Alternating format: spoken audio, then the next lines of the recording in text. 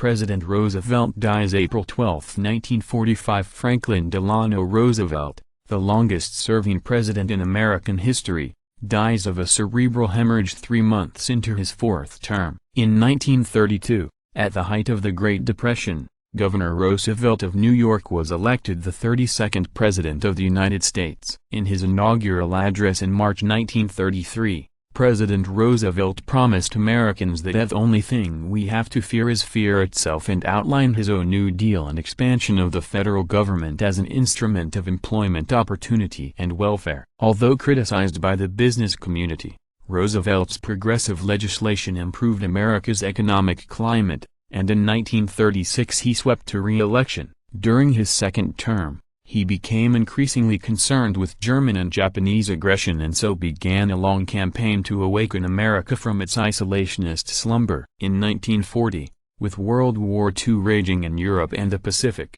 Roosevelt agreed to run for an unprecedented third term. Re-elected by Americans who valued his strong leadership, he proved a highly effective commander-in-chief during World War II. Under Roosevelt's guidance, America became, in his own words, the great arsenal of democracy, and succeeded in shifting the balance of power in World War II firmly in the Allies' favor. In 1944, with the war not yet won, he was re-elected to a fourth term. 3 months after his inauguration, while resting at his retreat in Warm Springs, Georgia, Roosevelt died of a massive cerebral hemorrhage at the age of 63, following a solemn parade of his coffin through the streets of the nation's capital. His body was buried in a family plot in Hyde Park, New York. Millions of Americans mourn the death of the man who led the United States through two of the greatest crises of the 20th century, the Great Depression and World War II. Roosevelt's unparalleled 13 years as president led to the passing of the 22nd Amendment to the U.S. Constitution,